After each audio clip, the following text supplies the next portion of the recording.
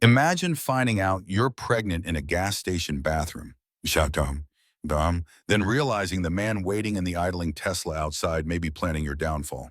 Tonight, meet Madison Hayes, a former Olympic hopeful turned third-grade teacher who thought she married Chicago's golden boy.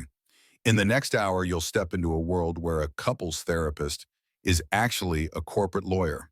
A custody evaluation is a trap, and a glittering tech gala becomes a public humiliation with one stolen necklace that gives everything away. What would you do if your husband could buy the courts, rewrite your medical records, and stage your episodes on camera? Madison chooses something else: a hidden mic, a billionaire with a buried grief, and a plan that leads to a train platform where the mask finally slips. Twins on the way, a past suicide that never added up, a confession no one was supposed to hear. If you're hooked already, help this story reach more people. Tap, like, drop your wildest prediction in the comments, share it with a friend who loves high-stakes drama, and hit subscribe so you don't miss the moment the hunter becomes the hunted.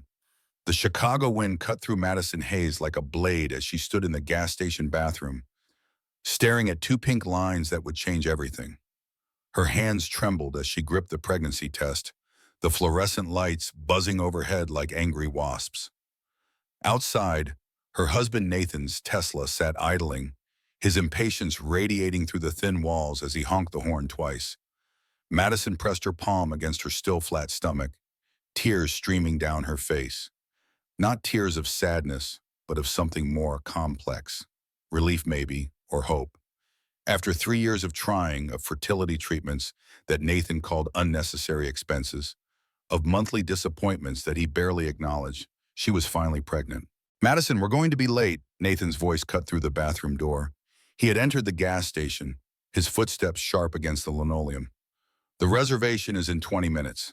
She quickly wrapped the test in paper towels and shoved it deep into her purse. Tonight was their 5th anniversary. He had actually remembered this year, even made reservations at Alinea, the restaurant where they had their first date. Maybe this was a sign. Maybe things would change. Madison emerged from the bathroom, forcing a smile. Nathan stood by the energy drinks, his phone pressed to his ear, his free hand gesturing animatedly. At 35, he still looked like the tech wonder kid who had swept her off her feet at a Northwestern alumni event. Sharp jawline, perfectly styled dark hair, custom Tom Ford suit that cost more than she made in a month teaching 3rd grade. "The deal closes Monday," Nathan said into the phone, not looking at her. "Tell the Singapore team to stop crying about the numbers. We're not running a charity." He ended the call and finally looked at Madison. His eyes, cold and calculating, swept over her simple black dress. The dress she had worn on their first anniversary when he still looked at her like she mattered. "Could you not have worn something designer?" Nathan asked, already walking toward the exit. "Jessica will be there with the other partners. You know how important image is." Jessica, always Jessica, his business partner who wore Louboutins to breakfast meetings and had a laugh that sounded like champagne bubbles. Madison followed Nathan to the car, the pregnancy test weighing heavy in her purse like a secret that might explode. The restaurant was all modern elegance and molecular gastronomy. Nathan spent most of dinner on his phone, occasionally glancing up to critique Madison's choice of wine or the way she held her fork. She waited for the right moment, watching him network with other diners. His charm turned on for everyone but her. "Nathan," Madison finally said as dessert arrived, a sculptural thing that looked more like art than food, "I have something to tell you." "Can it wait?" Nathan didn't look up from his phone. "Singapore is melting down about the merger." "It's important," he sighed, setting his phone face down on the table with the exaggerated patience of someone dealing with a child. "Fine, what is it?" Madison reached for his hand, but he pulled it back to grab his wine glass. She took a breath, steadying herself. "I'm pregnant." The wine glass stopped midway to his lips. His expression shifted through several emotions so quickly she couldn't read them all. Surprise, calculation, something darker. "You're joking," Nathan said flatly. 3 tests, all positive. "I just found out at the gas station, but I wanted to tell you here where we had our first date, where everything began." Nathan set down his glass with deliberate precision. "This is unfortunate timing, Madison. The merger, the expansion to Asia, I specifically told you we needed to wait. We've been trying for 3 years. You've been trying, Nathan corrected, his voice sharp enough to draw glances from nearby tables. I've been building an empire. There's a difference. Madison felt something crack inside her chest. It's our baby, Nathan, our child. Nathan laughed, but there was no warmth in it. A baby. Perfect. Another expense, another complication, another reason for you to let yourself go even more than you already have. The words hit Madison like physical blows. Around them, the restaurant continued its elegant dance of service and sophistication, oblivious to the marriage dying at table 12. I thought you'd be happy, Madison whispered. Happy? Nathan pulled out his phone, typing rapidly. I'm messaging Jessica. We'll need to restructure the Singapore timeline if you're going to be even more useless than usual. Madison stood abruptly, her chair scraping against the floor. I'm leaving. Sit down, Nathan commanded, not looking up. People are watching. But Madison was already walking toward the exit, her heels clicking against the marble floor like a countdown. She heard Nathan apologizing to nearby diners, explaining his wife was emotional, you know how women get. Outside, the Chicago night embraced her with its familiar chaos. She stood on the sidewalk, watching taxis stream past like yellow fish in a dark river. Her hand found her stomach again, protective now. It's okay, she whispered to the life growing inside her. We'll be okay. And she didn't know that 3 blocks away, in a penthouse office overlooking the city, William Sterling was watching the same street through his telescope, unable to sleep, haunted by memories of another pregnant woman who had whispered the same words 8 years ago. His daughter, Catherine, Nathan Cross's first wife, whose suicide had never quite added up. Madison called an Uber, leaving Nathan to his image and his anger. As the car pulled away from the restaurant, she didn't see Nathan on his phone, didn't hear him tell Jessica to initiate Plan B, didn't know that her pregnancy wasn't just unfortunate timing. It was evidence Nathan couldn't afford to let live.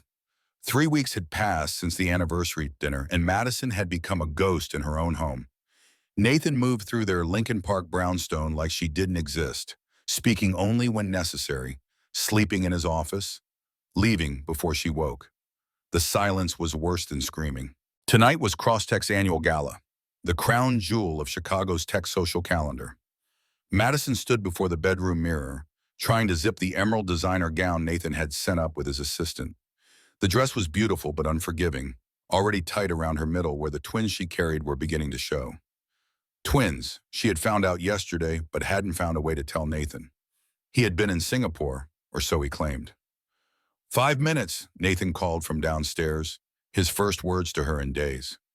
Madison descended the staircase carefully, one hand on the rail, the other protecting her stomach. Nathan waited by the door in his tuxedo, looking like every woman's dream and Madison's waking nightmare. His eyes swept over her with clinical assessment. You're showing, he said flatly. Try to stand behind people in the photos. The ride to the Four Seasons was silent except for Nathan's phone calls. Madison watched the city blur past, wondering when she had become invisible, when the athlete who had almost made the Olympic track team had become someone who apologized for existing. The ballroom was a constellation of Chicago's elite, tech moguls, venture capitalists, politicians, all orbiting around Nathan like he was the sun. Madison tried to stay close, but he kept stepping away, leaving her stranded in conversational dead zones. Ladies and gentlemen, Nathan's voice boomed from the stage, commanding instant attention. Thank you for joining us for Crosstech's 5th annual gala. Madison made her way toward the stage, hoping to stand with him during the speech like previous years. Nathan saw her approaching and subtly shook his head, his smile never wavering. This year marks unprecedented growth, Nathan continued, and I couldn't have done it without my incredible team, especially our new CFO, Jessica Thorne. Jessica emerged from the crowd like she had been waiting for her cue. She glided onto the stage in a silver dress that cost more than most people's cars, her hair perfect, her smile predatory. And around her neck, catching the light like a captured star, was Madison's anniversary necklace, the one Nathan claimed had been stolen during a break-in last week. Madison's hand flew to her throat, her breath catching. Several people noticed, whispers starting to ripple through the crowd. Jessica has been instrumental in our Asian expansion. Nathan continued, his hand finding the small of Jessica's back with practiced ease. Her vision, her dedication, her brilliance, they've transformed Crosstech from a startup to an empire. The way he looked at Jessica was how he used to look at Madison, before the injury that ended her athletic career, before she became a teacher instead of a marketing executive, before she became ordinary. And now, Nathan raised his champagne, I have an announcement that will change everything. Madison felt the room spin slightly. She gripped the back of a chair, her other hand protective over her stomach. Jessica and I have been working on something revolutionary, Nathan continued, his eyes finding Madison in the crowd with cruel precision. A partnership that goes beyond business. Crosstech and Thorn Industries are merging, creating the largest tech conglomerate in the Midwest. The room erupted in applause. Cameras flashed. Jessica pressed against Nathan's side, her hand with its massive diamond ring resting possessively on his chest. Madison couldn't breathe. She stumbled backward, bumping into a waiter, sending champagne glasses cascading to the floor. The crash silenced the room. Everyone turned to stare at the pregnant woman in the too-tight dress, the teacher among titans, the wife who didn't know her place. I'm so sorry, Madison stammered, dropping to her knees to help gather the broken glass. Leave it, Nathan's voice cut through the ballroom. He was still on stage, microphone in hand, his expression disgusted. My wife, everyone, always making a scene. Nervous laughter rippled through the crowd. Madison stood slowly, a piece of glass having sliced her palm. Blood dripped onto the marble floor. Perhaps you should go home, darling, Nathan said, his voice amplified for everyone to hear. In your condition. Madison looked up at him, at Jessica, at the hundreds of faces watching her humiliation.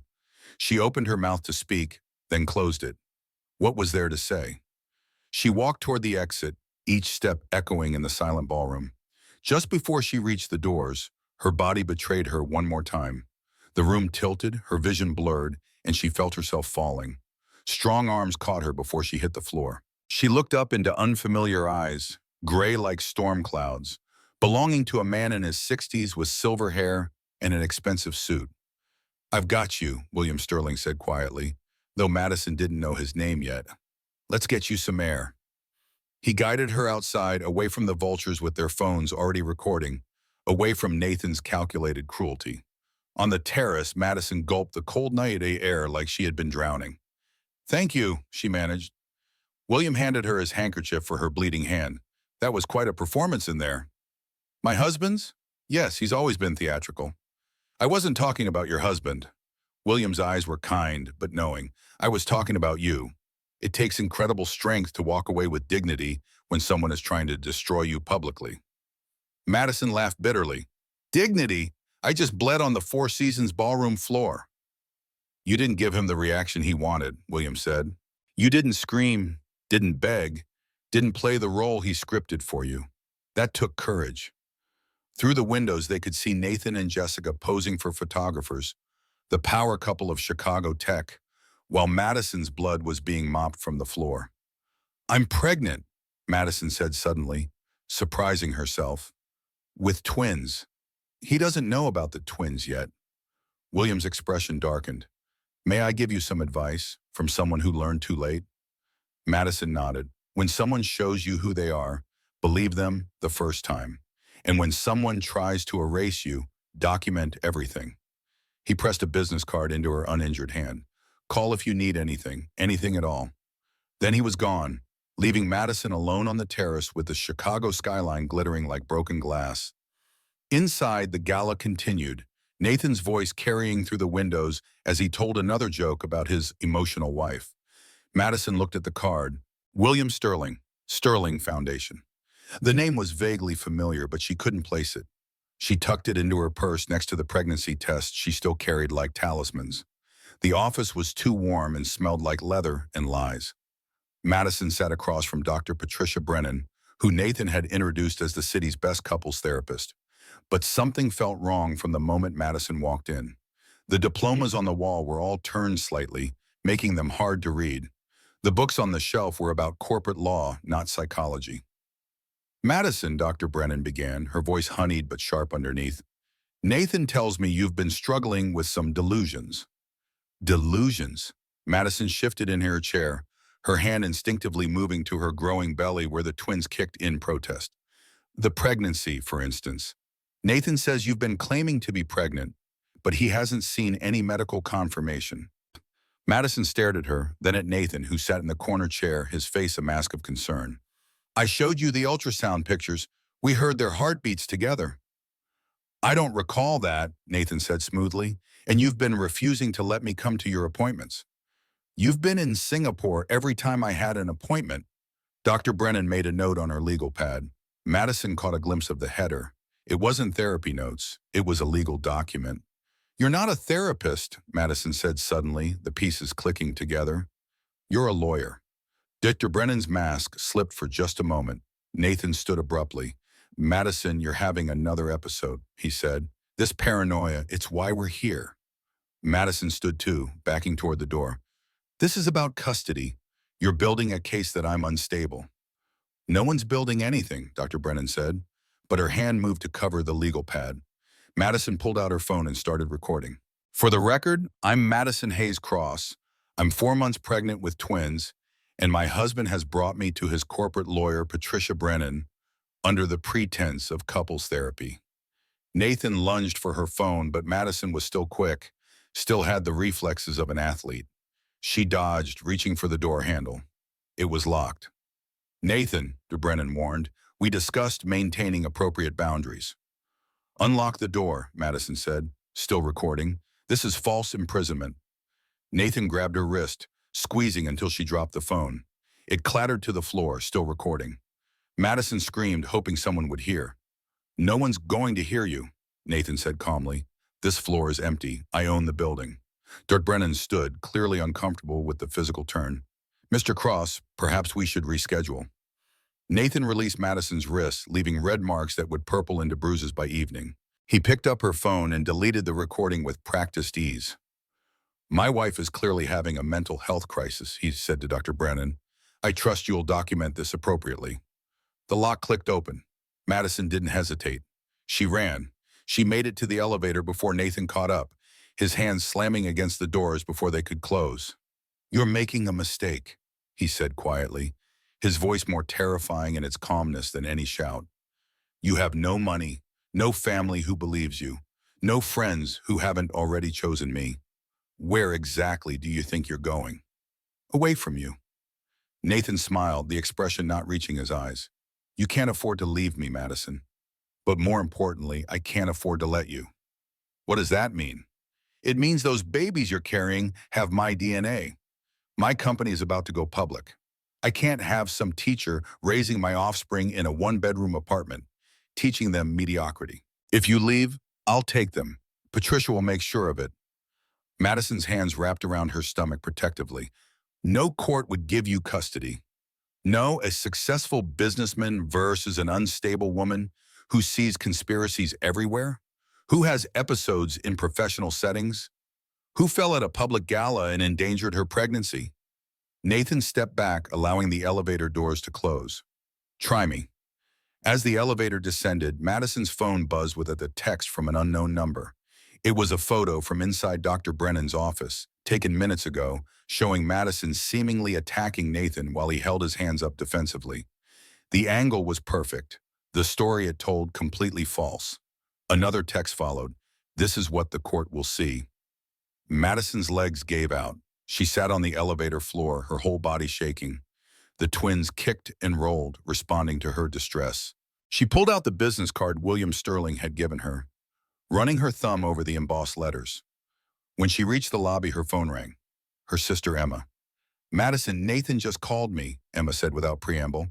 He's concerned about you. He says you're having paranoid delusions, that you attacked him at a therapy appointment. Emma, please, it's not true. He's planning something terrible. He also said you'd say that. Emma's voice was careful, like she was talking to someone dangerous. He's offered to pay for a real therapist for you. Madison, I think you should take the help. He's buying you too, Madison whispered. How much did he offer? How dare you? He's trying to help you, and you're accusing everyone of conspiracies. Maybe you do need professional help. The line went dead. Madison stood in the gleaming lobby of Nathan's building, watching the security guard who was clearly watching her. She was alone, her wrists throbbing, her babies kicking, her world shrinking with every passing second. She walked outside into the Chicago afternoon, her phone immediately buzzing with notifications. Nathan had posted on social media, a concerned husband asking for prayers for his wife, who was struggling with prenatal mental health issues. The comments were already pouring in, sympathy for him, judgment for her. Madison kept walking, no destination in mind, just movement. 3 blocks later, a black town car pulled up beside her. The window rolled down, revealing William Sterling. "Get in," he said simply. Madison didn't hesitate. Whatever game William was playing, it couldn't be worse than the one Nathan had already won. The safe house William provided was modest, a 2-bedroom apartment in Rogers Park, far from the gleaming towers of Nathan's world. Madison had been there 3 days, sleeping poorly, jumping at every sound, waiting for Nathan to find her. "You need to go back," William said over coffee that morning. He had been kind but distant, providing safety without explanation. "Back? Are you insane?" "No, but Nathan is getting there." William pulled out a tablet, showing her Nathan's social media. "He's filed a missing persons report. Says you're in danger to yourself and your pregnancy. If you don't surface soon, he'll have every cop in Chicago looking for you." Madison read the posts, each one painting her as more unstable than the last. Nathan had even started a hashtag, "Help Find Madison." "But if I go back," "You go back on your terms," William interrupted. "Document everything, every conversation, every threat, every bruise." He pulled out a small device that looked like a button. "Sew this into your clothes. It records continuously, uploads to a cloud server Nathan can't touch." "Why are you helping me?" William was quiet for a long moment, staring into his coffee. "8 years ago, my daughter Catherine married Nathan Cross. She was pregnant, happy, whole. 6 months later, she fell in front of a train. They called it suicide." Madison's blood turned cold. Catherine Sterling. "I found the articles when I Googled Nathan, but they said what Nathan paid them to say. But I knew my daughter. She was excited about the baby, had just decorated the nursery. She was afraid of Nathan, yes, but she wasn't suicidal." William's eyes met hers. The platform cameras malfunctioned that day. No witnesses came forward. Nathan inherited everything from her trust fund. "You think he killed her?" "I know he did, but I could never prove it." William leaned forward. "Madison, you're in danger, but you're also my only chance at justice for Catherine.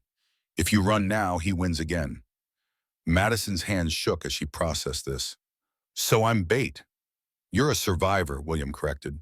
"And with my help, you'll be the last woman Nathan Cross ever hurts."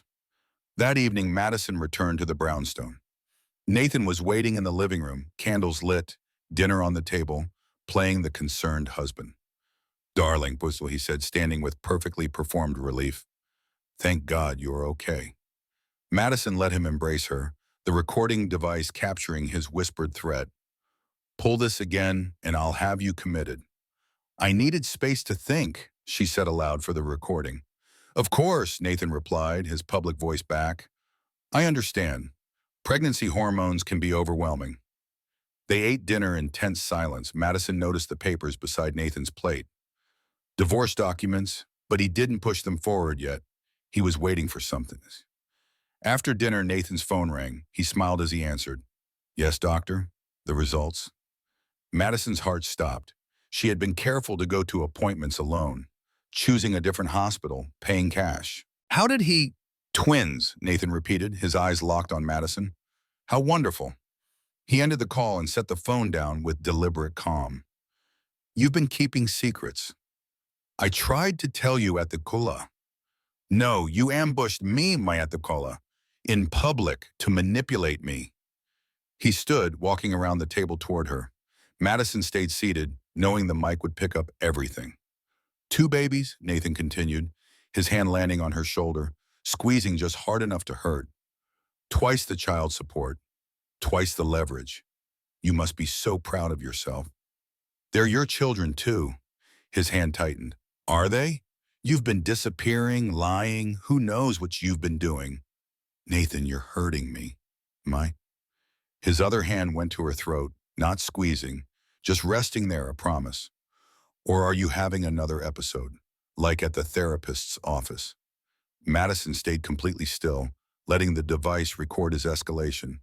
Please let go. Nathan released her abruptly, causing her to fall back in her chair. You're right, I shouldn't touch you. You're too fragile, too unstable. The court will see that. He walked to his briefcase and pulled out another document. Psychological evaluation order. Patricia filed it this morning. You'll submit to a psychiatrist of my choosing, or I'll have you involuntarily committed for endangering the pregnancy. Madison read the document, her heart sinking.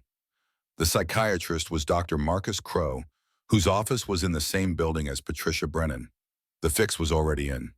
When?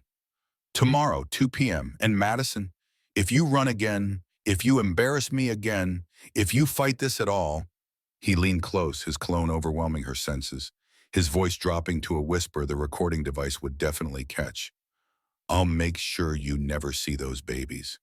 They'll grow up knowing their mother was crazy, dangerous, better off dead. Madison met his eyes, no longer the naive woman who had believed in their love. Is that what you told Catherine's baby? Nathan went completely still.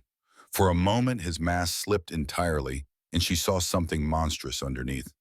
Who told you about Catherine? Chicago's a small city, Nathan. People talk. He grabbed her face, forcing her to look at him. Catherine was weak, pathetic. She chose her ending. But you're going to choose differently, aren't you? For the twins? Madison nodded, letting him think he'd won.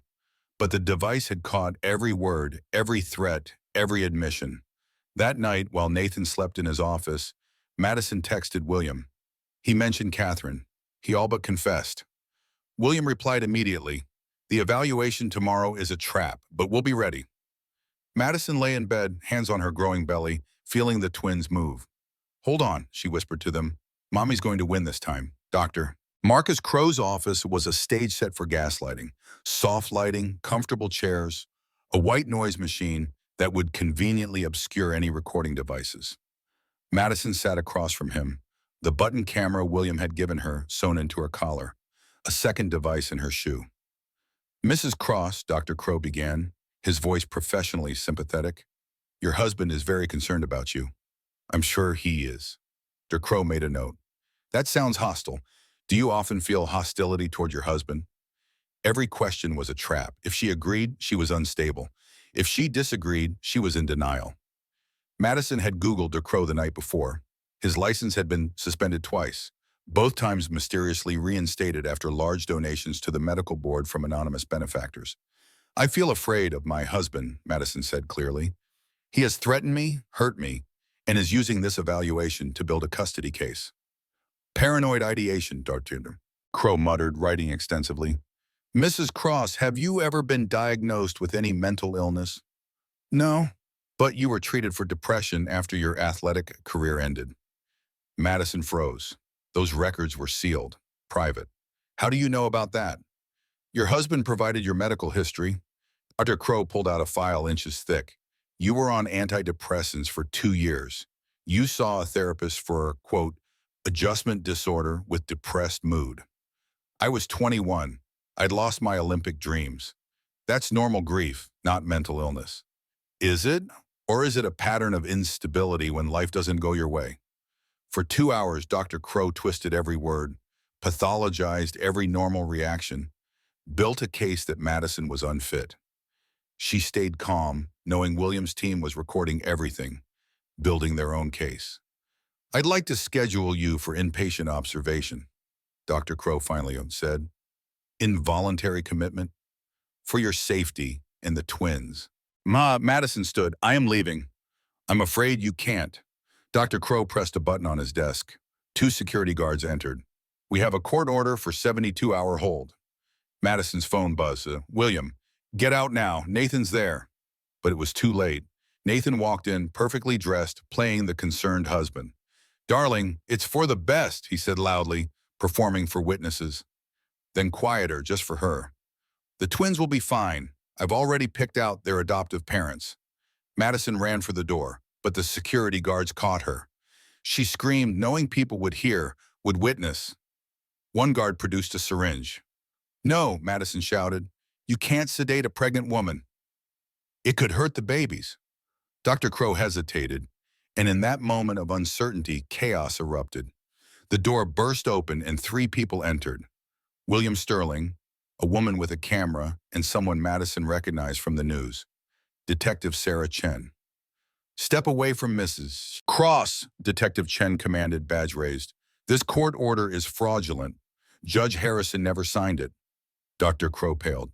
I was told, Nathan said. Nathan says a lot of things, William interrupted. He looked at Nathan with undisguised hatred, like he said Catherine was suicidal. The woman with the camera was live streaming. The security guards backed away, not wanting to be on film. Madison stood on shaking legs, moving toward Detective Chen. Mr. Cross, the detective said, you're under arrest for falsifying court documents and conspiracy to commit false imprisonment. This is ridiculous, Nathan sputtered. My wife is mentally ill. Check her records. We did. Detective Chen smiled grimly. The real ones, not the forgeries Dr. Crow created.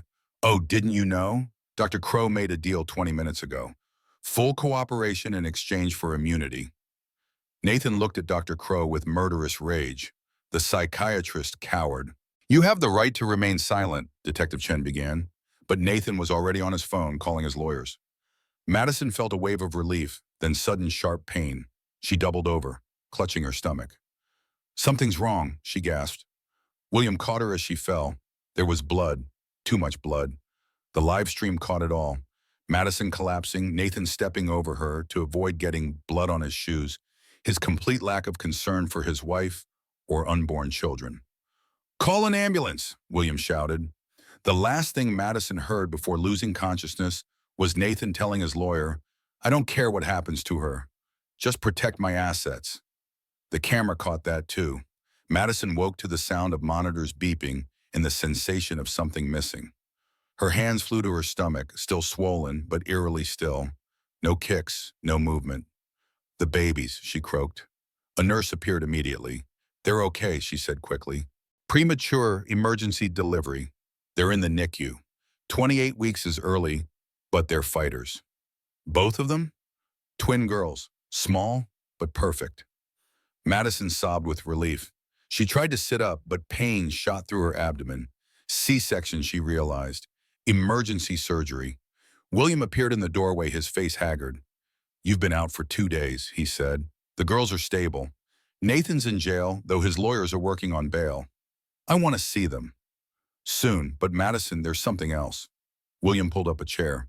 While you were unconscious, Nathan tried to claim power of attorney. He wanted to sign adoption papers.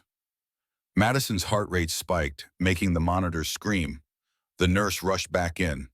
You need to stay calm, she said, adjusting medications.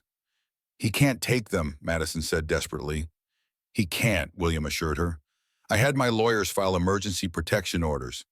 But Madison, this is going to get ugly. Nathan's desperate now, and desperate men do terrible things. The next days blurred together. Madison spent hours in the NICU, watching her tiny daughters fight for every breath. She named them Hope and Grace, names Nathan would have mocked but couldn't prevent. The media storm was intense. The live stream from Dr. Crow's office had gone viral. Shut justice for Madison trended for 3 days. Nathan's company stock plummeted, but his lawyers were good, and he made bail within a week. Madison was still in the hospital when Nathan appeared at the NICU window. Security stopped him from entering, but he stood there, staring at the twins with an expression Madison couldn't read. They're mine too, he said when he saw her watching. My DNA, my legacy. Your victims, Madison corrected. Nathan smiled coldly. We'll see what the court says. My lawyers tell me premature birth is often caused by maternal stress. Stress you created by running away, making false accusations, creating drama. False accusations, it's all on video. Videos can be edited, witnesses can be bought, judges can be influenced. He leaned against the glass. You think William Sterling is your savior? And ask him what really happened to Catherine. Before Madison could respond, security escorted Nathan away, but his words lingered like poison. That night, Madison confronted William. What did Nathan mean? William was quiet for a long moment. Catherine wasn't just my daughter. She was my business partner. When she died, her shares went to Nathan. It gave him control of patents worth billions. You think he killed her for money? I know he did, but knowing and proving are different things. William met her eyes. Madison, I am helping you, but yes, I also want justice for Catherine. Nathan needs to pay for what he's done. Madison felt the ground shifting beneath her again. Everyone had an agenda. Everyone wanted something. Even her saviors came with strings attached. Hope started crying in her incubator, and Madison moved to her, placing a hand on the tiny glass box that held her daughter. It's okay, baby, she whispered. Mommy's here. But for how long? Nathan's lawyers had filed for emergency custody, claiming Madison was an unfit mother who had endangered the pregnancy. The hearing was in 3 days. If she lost, her daughters would go to Nathan before they even left the NICU. Madison looked at Grace, hooked to oxygen, fighting for life. She had survived Nathan's abuse, survived the pregnancy, survived the birth. But the hardest fight was still coming. The platform was waiting. The custody hearing was a disaster from the start. Nathan had hired Chicago's most expensive family law firm, and they came prepared to destroy Madison. They had photos from the gala showing her falling, testimony from Dr. Crow, who had somehow avoided prosecution, and Emma, Madison's own sister, sitting in Nathan's row of supporters. Madison's lawyer was good but overwhelmed. William had offered to pay for better representation, but Madison couldn't afford to owe him more than she already did. Your Honor, Nathan's lawyer began, Mrs. Cross has a documented history of mental instability, has engaged in parental alienation before the children were even born, and created a dangerous situation that resulted in premature birth. They played edited clips from the live stream, making it look like Madison had caused the confrontation. They presented her medical records from her athletic career, painting her depression as chronic mental illness. They even had a witness who claimed to have seen Madison drinking while pregnant, a complete lie, but the woman was convincing. Madison's lawyer fought back, presenting the recording devices, the threats, the bruises. But Nathan's team spun everything. The recordings were taken out of context. The bruises were self-inflicted for attention. During a recess, Madison found Emma in the bathroom. How could you, Madison asked. Emma wouldn't meet her eyes. He paid off my student loans, all $200,000, and he said if I didn't testify, he'd sue me for the money he gave me during your marriage. Money he gave you? For Mom's cancer treatment. He said it was a loan, not a gift. I have kids too, Madison. I can't lose my house. Madison wanted to scream, to shake her sister, but she just walked away. Everyone had a price, and Nathan knew exactly what currency to use. The hearing continued for 2 more days. By the end, the judge looked exhausted and skeptical of both parties. Madison could see it going either way, and that terrified her. Even partial custody would give Nathan access to the girls, and access was all he needed to destroy them the way he was destroying her. On the last day of testimony, Nathan took the stand. He was perfect, composed, articulate, the concerned father just wanting to protect his children. Madison watched the judge nodding along, buying the performance.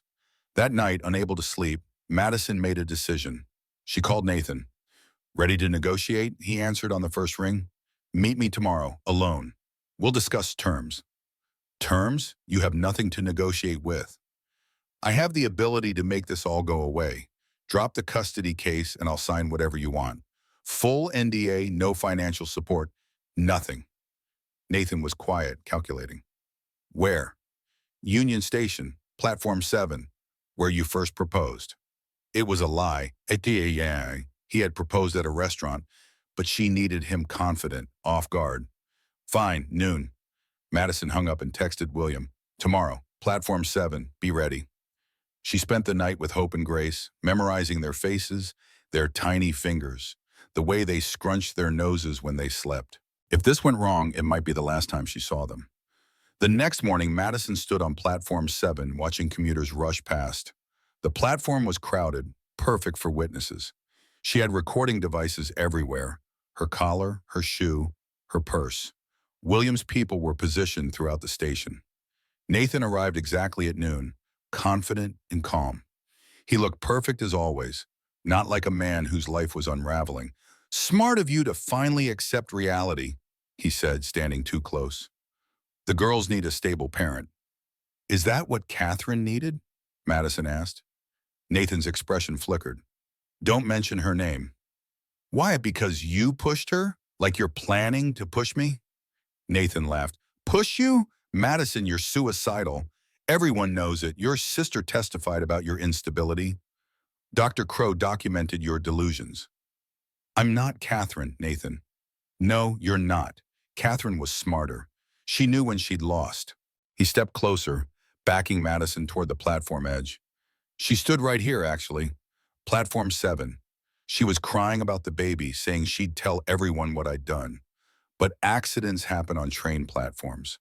People fall. Madison's heart pounded, but she kept her voice steady. You killed her. Prove it, Nathan whispered. You can't. Just like you can't prove anything else. But you know what I can prove? That you're an unfit mother who came here to kill herself rather than lose custody. The rumble of an approaching train echoed through the tunnel. Nathan moved closer, his hand reaching for Madison's shoulder. Goodbye, Madison. But as his hand made contact, Madison pivoted, using her old athletic training. She grabbed his wrist, twisted, and threw him off balance. Nathan stumbled, caught himself, and came at her again with rage in his eyes. Stop! Detective Chen's voice boomed across the platform. Nathan Cross, you're under arrest for the murder of Catherine Sterling. Police flooded the platform. Nathan looked around wildly, then at Madison, who was pulling a wire from under her shirt. You recorded everything, he said, stunned. Everything, Madison confirmed. Your confession to killing Catherine, your attempt to kill me, everything. Nathan tried to run, but there was nowhere to go. Officers surrounded him, and this time there would be no bail.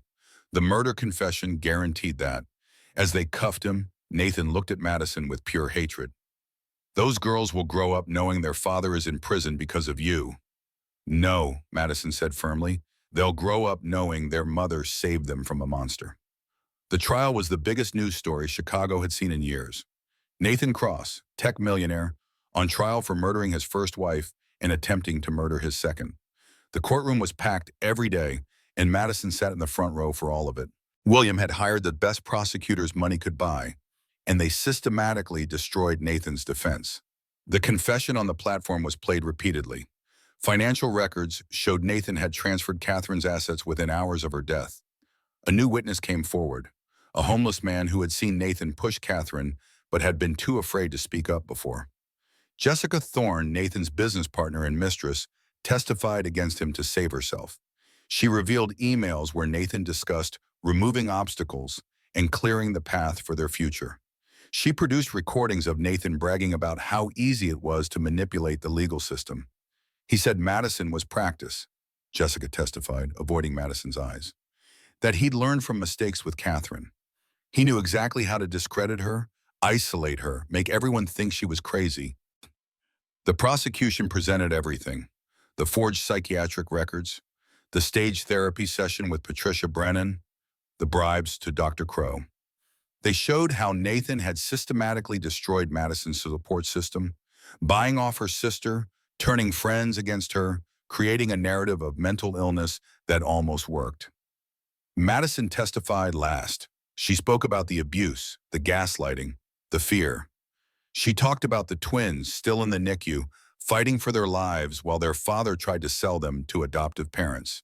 She was calm, clear, and devastating.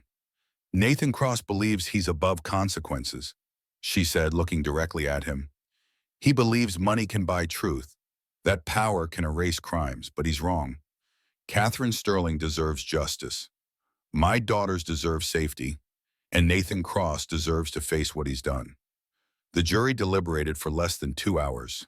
Guilty of murder in the first degree, guilty of attempted murder, guilty of conspiracy, guilty of fraud. The list went on. Nathan stood stoic as each verdict was read, but Madison saw his hands shaking. His empire was gone. His freedom was gone. His carefully constructed image was shattered forever. Life without parole for Catherine's murder. 25 years for attempting to kill Madison. Additional time for the financial crimes. Nathan Cross would die in prison. As they led him away, Nathan turned to Madison one last time. You think you've won? I think I survived, Madison replied. That's enough. The media frenzy afterward was intense. Madison gave one interview, then disappeared from public view. She had two premature babies to focus on, and they needed her more than the world needed her story. William helped her relocate, setting up a trust for the girls that Nathan could never touch. He also revealed something that changed everything. Catherine left a video, he said one day at the hospital, hidden in a safety deposit box I just found. She recorded it the week before she died. Madison watched Catherine Sterling, young and scared but determined, speak from beyond the grave. If you're watching this, Nathan killed me, Catherine said. I'm leaving this record because I know what he's planning. He's been dosing me with drugs to make me seem unstable. He's been telling people I'm suicidal. He says it's easier to be a widower than a divorcee. Says death is cleaner than divorce. I'm not suicidal. I want my baby to live. If something happens to me, know that Nathan Cross is a murderer. The video was released to the public. Any remaining support for Nathan evaporated. His mother publicly disowned him. His company was dissolved, the assets distributed to his victims. Emma came to the hospital crying, begging for forgiveness. Madison hugged her sister, but knew their relationship would never be the same. Trust, once broken, left scars that never fully healed. I was scared, Emma sobbed. He threatened my kids. I know, Madison said. But when I needed you most, you chose him. Emma left, and Madison didn't know if she'd see her again. Some wounds were necessary, even if they hurt. The twins grew stronger every day. Hope came off oxygen first, then grace. They were fighters, survivors, just like their mother. Madison spent every moment she could with them, singing softly, telling them they were loved, they were wanted, they were safe. 6 months after the trial, Madison stood at the edge of Lake Michigan, her prosthetic blade gleaming in the morning sun. The amputation had been necessary. An infection from the stress and medical complications had made it impossible to save her leg. But Madison had made peace with it. She was alive. Her daughters were thriving. That was what mattered. William had introduced her to the Paralympic training program, and she had thrown herself into it with the same determination that had once made her an Olympic hopeful. Running was different now, harder in some ways, easier in others. The blade didn't tire like flesh did. It was titanium strength like she had become. "Mama, run," Hope said from her stroller, clapping her chubby hands. At almost 1 year old, the twins were small but perfect, hitting every milestone with determination that made Madison proud. Grace pointed at the lake, babbling excitedly at the ducks. They were so different already. Hope bold and loud, Grace observant and careful. Neither of them had Nathan's cold eyes. They had Madison's warmth, her strength, her spirit. "Ready?" her coach Marcus called out. He was a former Paralympian himself, and he pushed Madison hard, seeing potential she had thought was lost forever. Madison kissed both girls, then took her position at the starting line they'd drawn in the sand. The wind whipped off the lake, cold and challenging, but she had faced worse. She ran. The blade responded perfectly, each stride powerful and controlled. She had lost part of her leg, but gained something else. A knowledge of her own strength that no one could ever take away. She ran faster, pushing harder, feeling the burn in her lungs that reminded her she was alive. Marcus clocked her time, whistling appreciatively. "That's 4 seconds better than last week. You keep this up, you'll qualify for nationals." Madison smiled, sweaty and exhausted, but exhilarated. A year ago, she had been bleeding on subway tracks. Now she was training for the Paralympics. Life had a strange way of circling back. After training, she took the girls to the new apartment William had helped her find. It wasn't fancy, a simple 2-bedroom in a safe neighborhood, but it was hers. The walls were covered with the girls' artwork, colorful scribbles that she treasured more than any designer painting Nathan had ever bought. The doorbell rang as she was preparing lunch. Through the peephole, she saw Jessica Thorne. Madison hesitated, then opened the door with the chain still on. "What do you want?" Jessica looked different. Designer clothes replaced with simple jeans, perfect makeup gone, humanity showing through. "To apologize," Jessica said simply, "and to give you this." She held out an envelope through the gap. Madison took it cautiously. "It's from Nathan's cryptocurrency accounts," Jessica explained. "Ones the FBI didn't find. 50 million. It should be yours and the girls." "Why?" Jessica met her eyes. "Because I was part of it. I knew what he was, and I didn't care because I wanted what he could give me. But seeing you at the trial, seeing you fight for your babies, seeing real strength, I realized I've been weak my whole life. This won't fix what I did, but maybe it can help you and the girls build something better. Madison looked at the envelope. $50 million.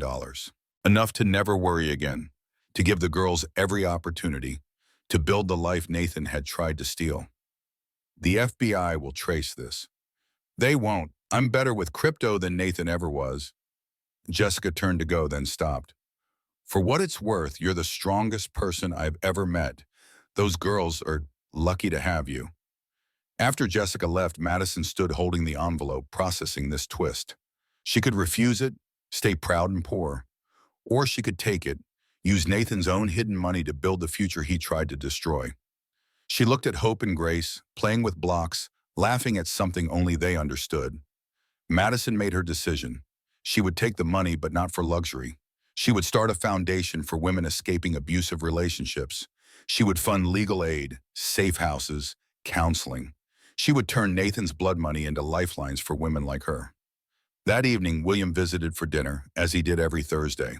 He had become like a grandfather to the girls, the family Madison had lost when hers chose Nathan's money over her truth. I have something to tell you, they both said simultaneously, then laughed. You first, Madison insisted. William pulled out a photo. I'm getting married. Her name's Helen. We met at grief counseling for parents who lost children. She lost her son to violence too. We understand each other's pain. Madison hugged him, genuinely happy. William deserved love after so much loss. Your turn, he said. Madison showed him the bank statement. The $50 million had been deposited. She explained her plans for the foundation, the women she could help, the lives she could save. William listened, then smiled. Catherine would have loved that, taking Nathan's money and using it to protect women from men like him. It's poetic justice. They sat watching the sunset paint Chicago's skyline gold, the girls playing at their feet. Madison thought about how much had changed, how much she had lost, how much she had gained. Tomorrow she had her first real Paralympic qualifying event. Next month, the foundation would launch. The girls were healthy, happy, safe. Nathan was in prison forever, his name synonymous with evil. Madison had won. Not the way she had imagined when she married Nathan, dreaming of fairy tale love, but in a deeper way, a truer way. She had survived, risen, and transformed her pain into purpose. Mama, Grace said, toddling over with a book. Madison lifted her daughter onto her lap, Hope climbing up too. She opened the book, a simple story about a bird learning to fly after a storm broke its wing. Once upon a time, Madison began, her daughters nestled against her, there was a bird who thought she couldn't fly anymore. Outside, the city hummed with life. Trains rattled on their tracks, but they no longer frightened her. She had faced the platform and lived. She had been pushed toward death and chosen life instead. The bird in the story learned to fly differently, stronger than before, just like Madison. The Paralympic trials were held at the University of Illinois, the same track where Madison had once dreamed of Olympic glory. Now, 15 years and a lifetime later, she stood at the starting line with titanium where flesh used to be. Hope and Grace, now 3 years old, watched from the stands with William and his wife Helen. The girls wore matching t-shirts that read, my mom is my hero, and held homemade signs with crooked letters spelling, Go Mama. Madison had trained for this moment for 2 years. Every morning run along Lake Michigan, every gym session, every moment of doubt pushed through had led here. The other runners were younger, some with decades of experience with their prosthetics. Madison was the underdog, the newcomer, the woman who had started her athletic career over at 30. Lane 4, Madison Hayes, the announcer called. She had legally dropped the cross from her name the day Nathan's prison sentence was finalized. The stadium wasn't full. Paralympic trials didn't draw Super Bowl crowds, but every person there mattered. In the stands sat 15 women from her foundation's safe houses, women who had escaped their own Nathans. They had chartered a bus to be here, to watch someone who had been where they were now race towards something better. Madison crouched into starting position, her blade precisely positioned, her breathing controlled. For a moment, the doubt crept in. She thought of Nathan in his cell, probably hearing about this through prison gossip. Would he be hoping she fell? Would he claim credit if she succeeded, saying his cruelty had made her stronger? Set. She pushed Nathan from her mind. This wasn't about him anymore. It hadn't been for a long time. The gun fired. Madison exploded from the blocks, her blade striking the track with rhythmic precision. She had learned to trust the prosthetic, to make it part of her rather than something attached to her. The first 50 meters were perfect, her form exactly what Marcus had drilled into her. At the turn, she was third, two runners ahead, both seasoned competitors. Madison could hear Hope's voice somehow cutting through the crowd noise. "Run, Mama, run!" It was the same thing Madison whispered to herself with every stride. The final stretch opened before her. This was where races were won or lost, where the body wanted to quit but the mind had to take over. Madison thought of every reason to push harder. Catherine Sterling, who never got to see her child born. The women in the stands, who needed to see that survival could become triumph. Her daughters, who would grow up knowing their mother didn't just endure, she excelled. Most of all, she ran for herself. For the woman who had bled on train tracks. For the teacher who had been told she was worthless. For the mother who had been called unfit. For every version of herself that Nathan had tried to erase. She passed the second-place runner with 20 meters to go. The leader was within reach. Madison's lungs burned, her muscles screamed, but her blade kept striking the track with mechanical perfection. They crossed the line together, too close to call. Madison collapsed on the track, chest heaving, unsure if she had done enough. The times would tell. Marcus reached her first, pulling her to her feet. "Look at the board," he said, grinning. Madison Hayes, 11:92 seconds. First place, Paralympic qualifier. The stadium erupted, not the roar of thousands, but the genuine joy of hundreds who understood what this meant. Madison looked to the stands, saw her daughters jumping up and down, saw William wiping tears from his eyes, saw the women from her foundation hugging each other. She had done it. The medal ceremony was small but meaningful. As they placed the gold around her neck, Madison thought about all the things that had been taken from her: her leg, her marriage, her trust, her sister. But look what had been given in return: purpose, strength, freedom, true family. A reporter approached afterward, a young woman with eager eyes. "Madison, this is an incredible comeback story. What would you tell women who are in situations like you were?" Madison looked directly at the camera, knowing who might be watching. Women in beautiful prisons, in marriages that were slowly killing them, in situations where they felt trapped. "Document everything," she said clearly. "Trust your instincts. You're stronger than you know. And when someone shows you who they are, believe them the first time." Any words for Nathan Cross? Madison considered the question. She could be angry, vengeful, bitter. She had every right to be. But holding on to hatred was like drinking poison and expecting the other person to die. "I forgive him," she said simply. "Not for his sake, but for mine. He's in prison, where he belongs. I'm free, my daughters are safe. That's all that matters now." Later, at the celebration dinner, a small Italian restaurant that William had rented out, Madison watched her daughters play with Helen, who had become the grandmother they needed. William sat beside her, quiet and contemplative. "I have something to tell you," he said. "I'm sick, cancer, stage 3. Madison's heart dropped. "William, no. I've had a good run, got to see justice for Catherine, got to see you rise from ashes, got to be grandpa to 2 amazing girls." He smiled, peaceful in a way she'd never seen. "I'm not afraid, but I need to know you'll be okay." "We'll be fine," Madison assured him, though tears threatened. "The foundation is thriving. The girls are happy. I'm racing in the Paralympics next year." "Good." William pulled out an envelope. "My will. Everything goes to you and the girls. Catherine would have wanted it that way." Madison tried to protest, but William raised his hand.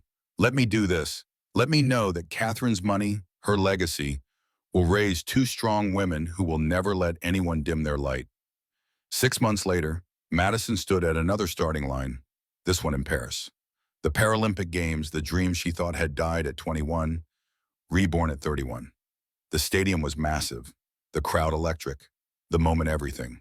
Hope and Grace were in the stands again, older now, understanding more. They had been through so much. William's funeral 2 months ago, the ongoing therapy to process their origin story, the unique challenge of being the daughters of a survivor.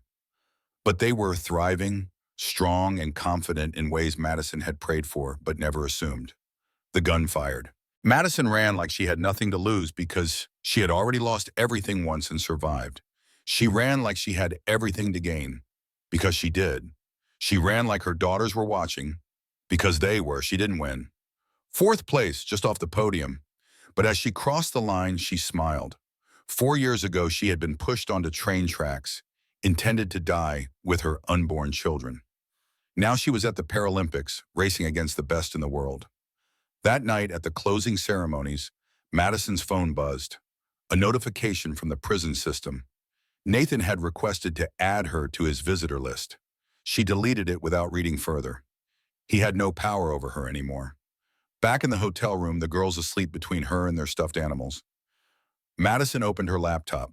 The foundation had received 300 new applications that week. Women who had seen her race, heard her story, found hope. She began reading their applications, each one a story of survival seeking to begin. Madison would help as many as she could. It was Catherine's money, William's legacy, her purpose. Outside, Paris glittered with lights. Somewhere in Chicago, Nathan sat in a cell, irrelevant and forgotten. Somewhere else, a woman was planning her escape from her own monster, drawing courage from Madison's story. Madison closed the laptop and curled around her daughters, breathing in their sweet sleeping scent. Tomorrow they would fly home. She would return to training, to the foundation, to the life she had built from ruins. But tonight she simply held her children and marveled at the journey. From the platform to the podium, from victim to victor, from broken to unbreakable. The twins stirred and Grace mumbled in her sleep, "Love you, Mama." "Love you too, baby," Madison whispered. "Forever and always." Hope kicked in her sleep, probably dreaming of running like her mother. Madison smiled, imagining the women they would become. Strong, certainly. Kind, hopefully. Unafraid to stand up to anyone who tried to make them small. They would know their story eventually. The whole truth when they were ready. They would know their father was a monster, but more importantly, they would know their mother was a warrior. Madison had given them more than life. She had given them an example of how to live it. The platform had tried to be her ending. Instead, it became her beginning. And every morning when she strapped on her blade, every time she stood at a starting line, every woman she helped escape through the foundation, Madison proved the same truth. Sometimes the greatest victory isn't in never falling. It's in how you rise.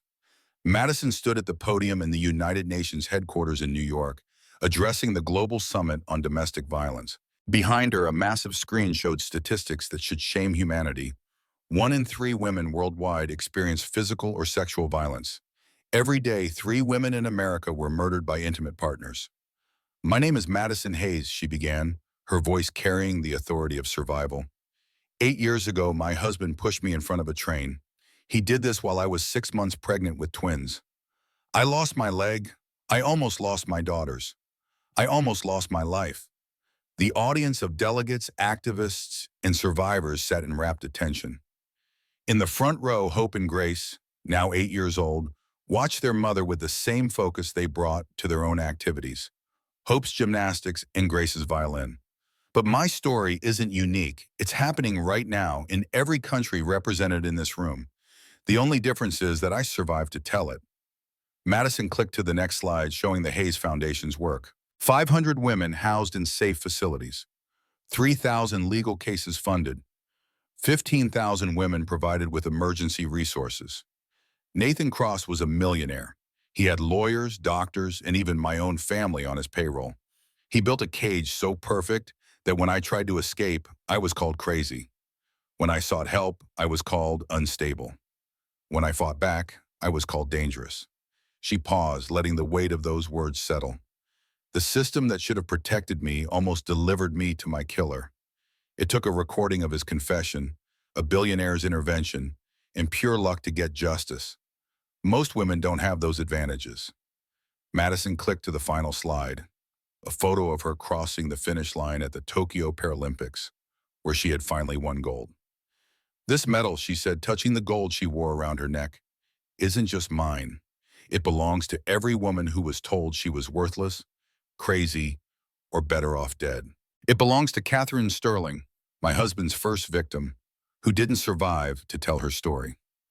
It belongs to my daughters who will grow up in a world where we refuse to be silent about these crimes. The speech continued for 20 more minutes, outlining policy proposals, funding initiatives, and global cooperation strategies.